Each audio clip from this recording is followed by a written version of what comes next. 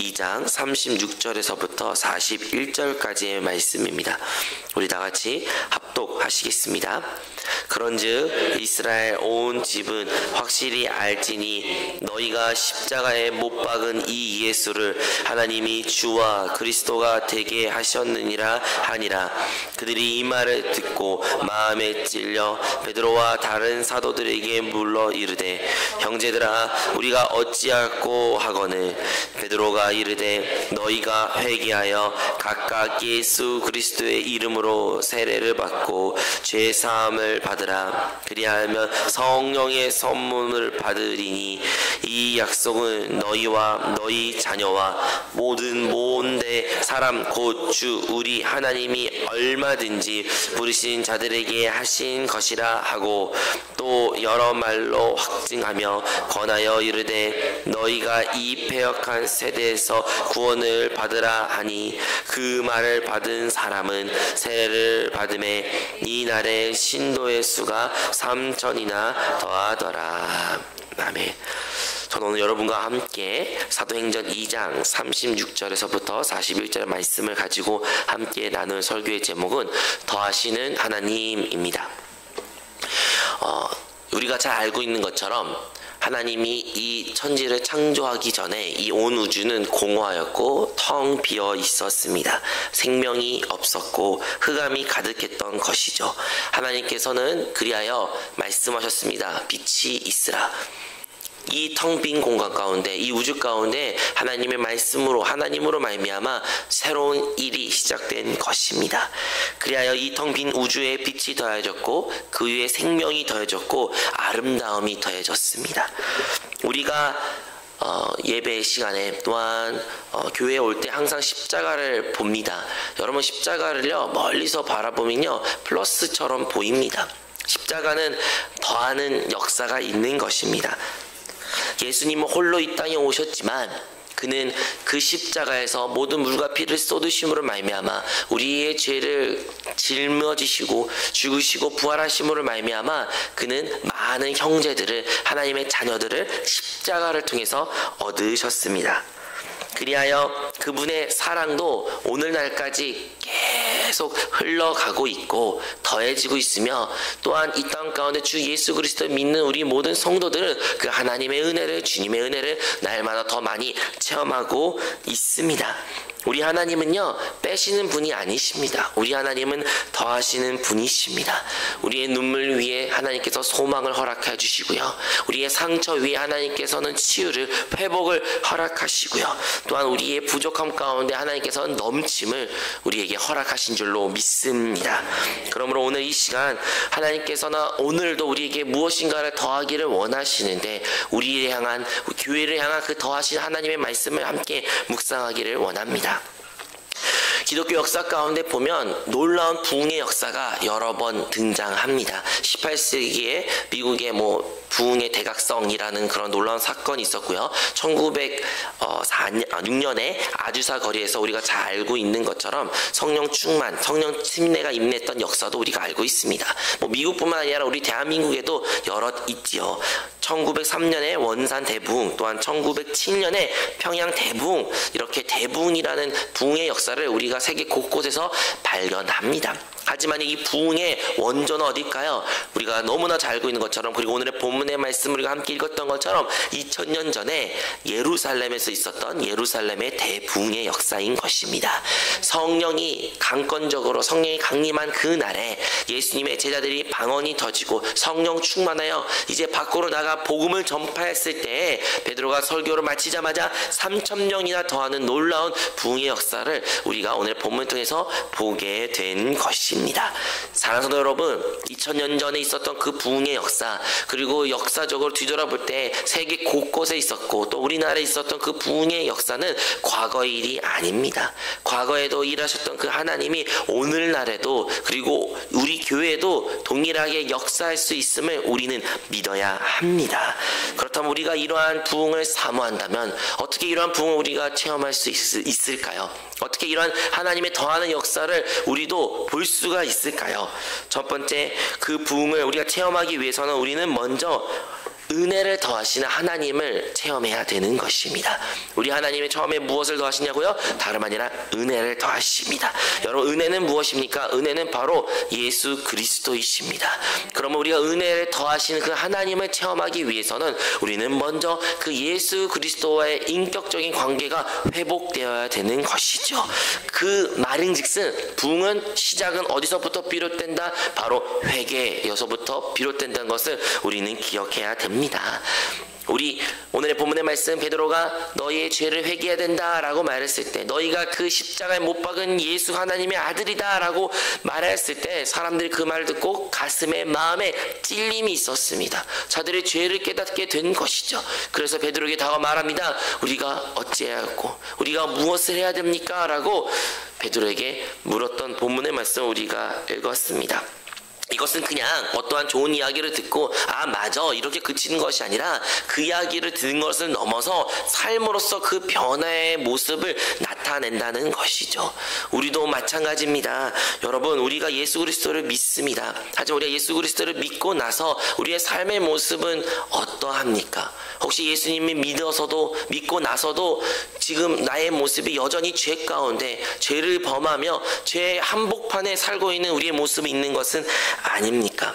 혹시 우리가 죄를 너무 가볍게 여기고 그냥 예수님 우리 죄 다 용서했어서 죄를 여전히 벗으로 삼는 삶을 혹시 살고 있는 것은 아닙니까?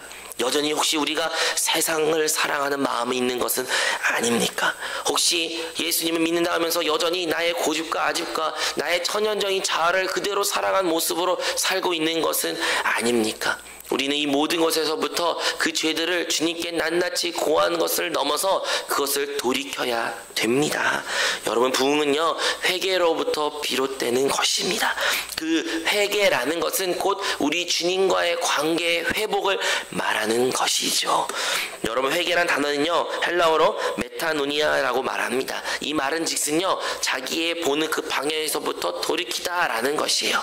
한 사람이 서쪽을 걷고 있다가 갑자기 동으로 돌아가는 것, 완전히 180도를 돌아서 걷는 것, 이것이 회개라는 원어적인 의미라는 것입니다.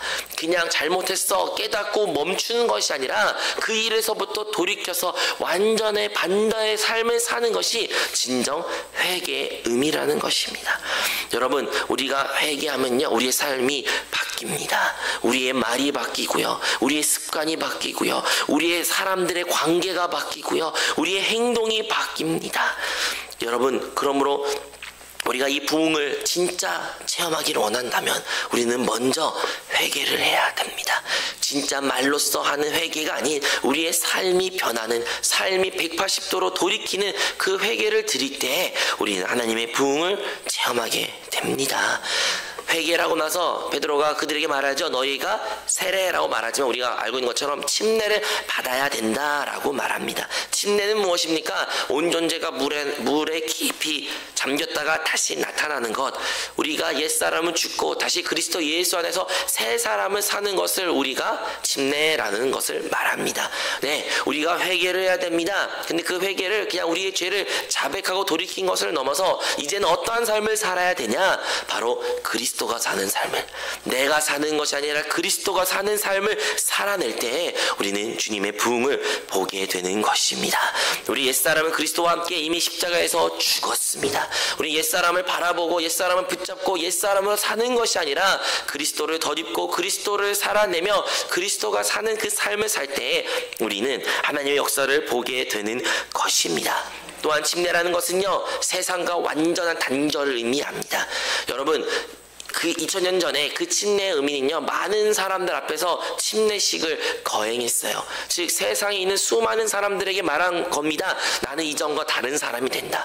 나는 이제 교회의 사람이 됐다. 나는 이제 그리스도에 속한 사람이 됐다라는 세상을 향한 선포였고 목숨을 건 고백이었습니다. 오늘은 우리가 목숨을 거는 고백은 아닐지라도 그럼에도 불구하고 세상을 향한 선포는 여전합니다. 무슨 향한 선포입니까? 나는 이제 세상에 속한 자가 아니다. 나는 세상의 사람이 아니다. 나는 세상의 방법으로 세상을 사랑한 것을 그치고 이제 하나님의 사람으로서 하나님만을 사랑하며 주님을 나타나겠다. 이것이 참된 침례의 의미며 그리스도를 사는 삶의 모습인 줄로 믿습니다. 그리하여 혹시 우리가 지금 하나님과 관계가 멀어지고 그리스도와의 관계가 서먹하고 어떠한 담이 있다면 다시 한번 은혜를 더하신 그 하나님을 우리는 체험해야 됩니다.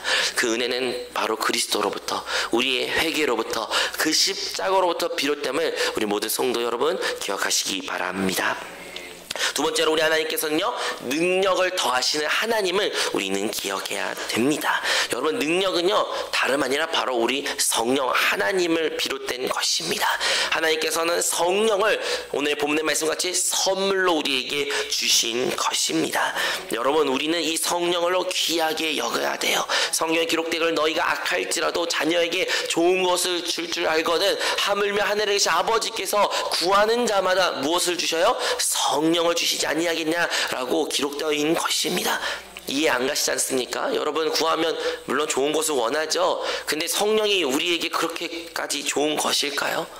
우리는 성령의 가치를, 성령의 그 큰 의미를 깨닫지 못할 때 그 성령이 보잘것없는 것처럼 여기고 보잘것없이 그것을 사용할 때가 많이 있습니다. 하지만요, 성령님은요 하나님 자신이십니다. 성령은요 하나님의 능력이십니다. 성령은요 하나님의 모든 것입니다. 그러므로 우리는 이 성령을 우리에게 주신 하나님의 선물을 감격을 해야 되며 감사해야 되며 귀하게 여겨야 됩니다. 여러분, 여러분에게 누군가 선물을 주었는데 그 선물 받는 사람이 그 선물 받자마자 그냥 고마워 말하면서 던져버리고 뜯지도 않고 사용하지 않으면 얼마나 그것이 모욕적이고 얼마나 그것이 우리를 마음에 아프게 합니까?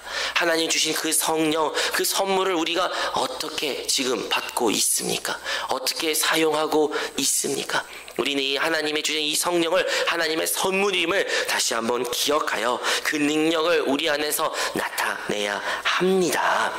여러분, 어떻게 이 능력을 우리가 사용할 수 있을까요?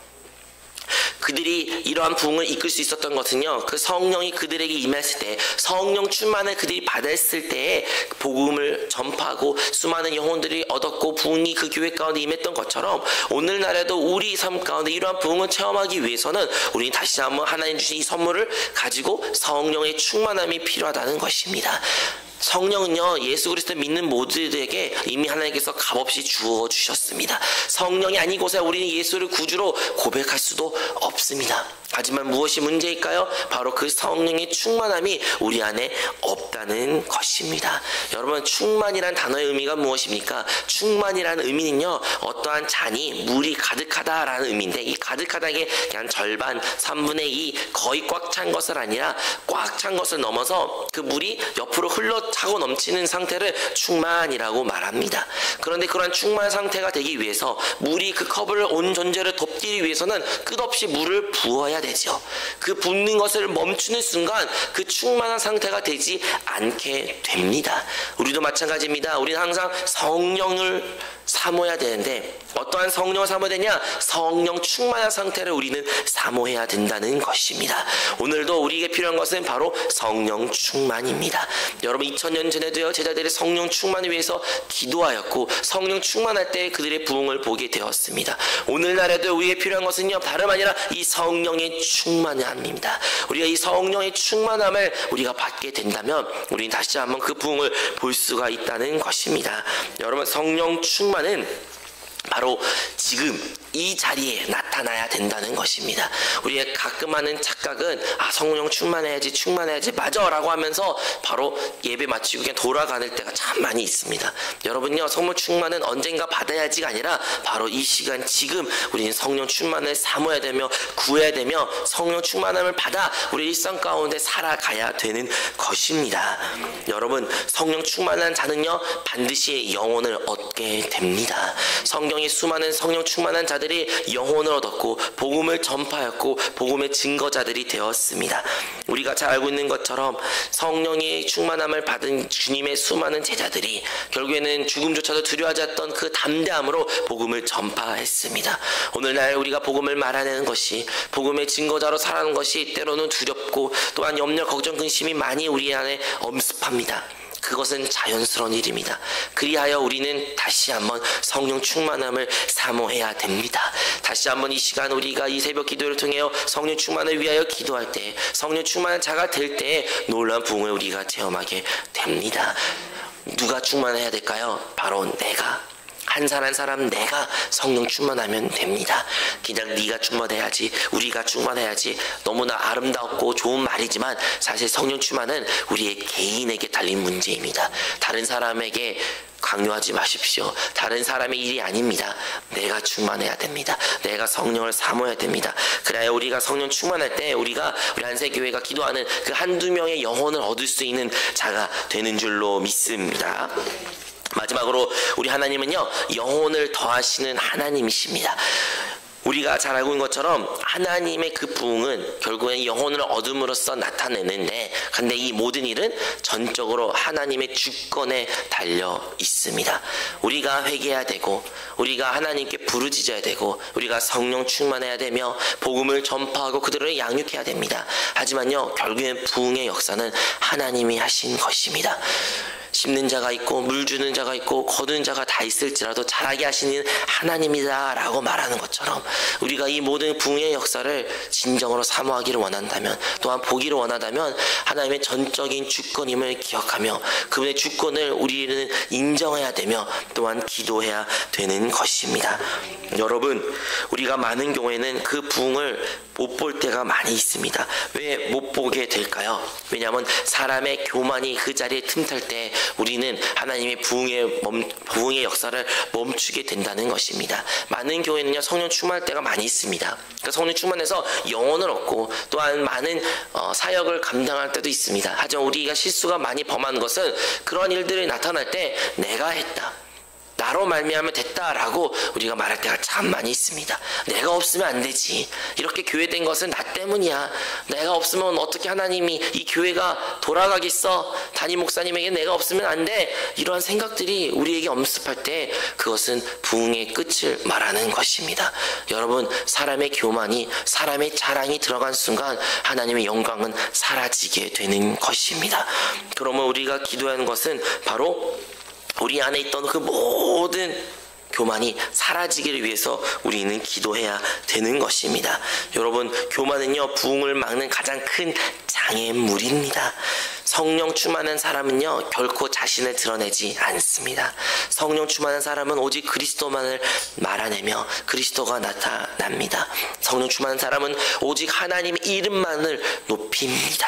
그러므로 우리가 혹시 나를 나타내고 나를 중요하게 여기고 나 없이 안 된다 이런 생각이 있었다면 다시 한번 우리의 그 교만을 돌이켜 다시 성령 충만함을 받아 그리스도만을 나타내는 우리 모든 성도가 되시기를 주님으로 축복합니다.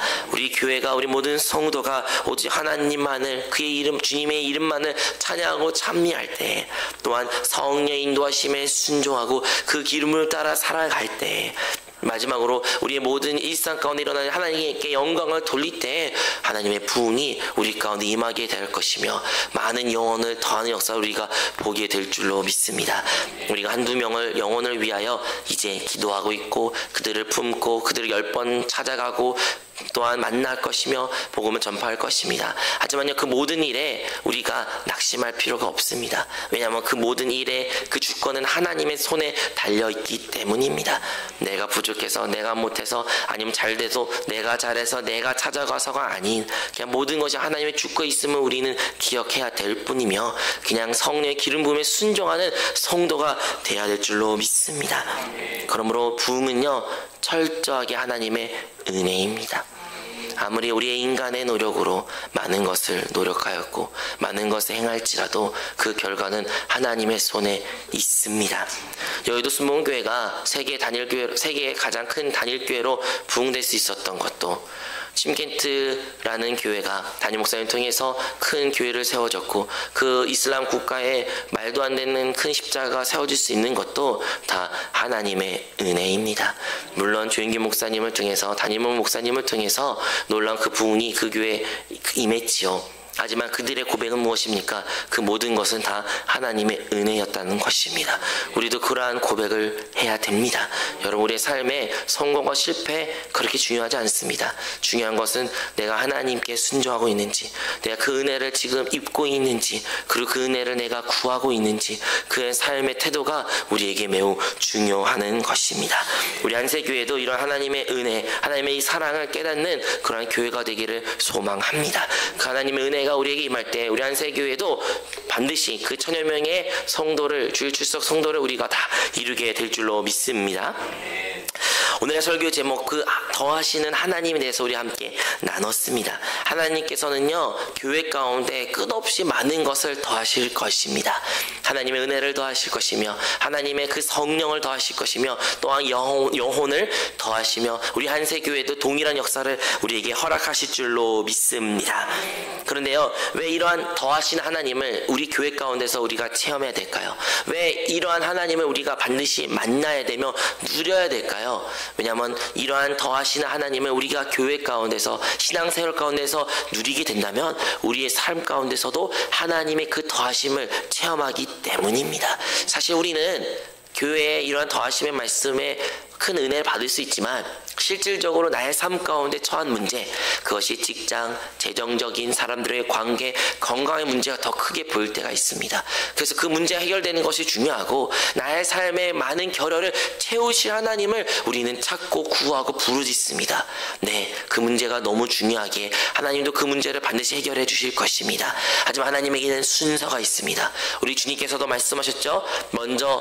너희는 먼저 먼저 그 나라와 그 일을 구하라. 그러면 그 모든 것 위에 더하시리라 라는 주님의 말씀을 우리는 기억해야 된다는 것입니다. 우리는 먼저 하나님의 나라를 구해야 된다는 것입니다. 우리 먼저 그 하나님의 몸된 교회를 구해야 된다는 것입니다. 우리 먼저 하나님의 뜻을 구해야 됩니다. 사랑하는 성도 여러분, 이 순서를 우리는 결코 바꿔서는 안 됩니다. 우리가 먼저 교회 가운데 그 더하신 그 하나님의 놀라운 체험을 가지게 된다면 반드시 우리 삶 가운데서도 동일하게, 아니 이보다 더 크신 더하시는 하나님의 역사를 우리 모두가 체험하게 될 줄로 믿습니다. 여러분, 여의도 수목교회가 여러분 잘 아는 것처럼 무척 가난한 지역에서, 그리고 가난한 성도들이 모였던 교회였습니다. 하지만 그 교회에 수많은 성도들이 복을 받게 되었고 많은 간증들 우리가 듣게 되었습니다. 어떻게 가능했을까요? 왜냐하면 그 교회가 부흥되었기 때문입니다. 그 여의도 순복음교회가 부흥되었고 수많은 사람들이 모였고 더 많은 사람들의 영혼들이 그곳에 모였기에 자연스럽게 그 교회에 구성되어 온 모든 성도들도 덩달아 복을 받게 되었으며, 그 복을 받은 간증자가 우리가 수많이 볼 수 있었던 것입니다. 우리 한세교회도 동일합니다. 나의 삶 가운데, 우리의 삶 가운데 하나님의 놀라운 그 더하신 하나님을 체험하며 복을 받기를 진정으로 원하신다면 먼저 교회 가운데 더하신 그 놀라운 하나님의 은혜를, 하나님의 사랑을 우리가 체험하기를 원합니다. 여러분이 더욱더 그것을 위하여 힘쓰는 성도가 되시기를 주님으로 축복합니다. 여러분, 우리 한세교회 가운데 반드시 하나님의 놀라운 부흥을 허락해 주실 것입니다. 그러기 위해 우리 먼저 모두가 개개인이 무엇을 해야 될까요? 바로 참된 회개를 먼저 드려야 됩니다.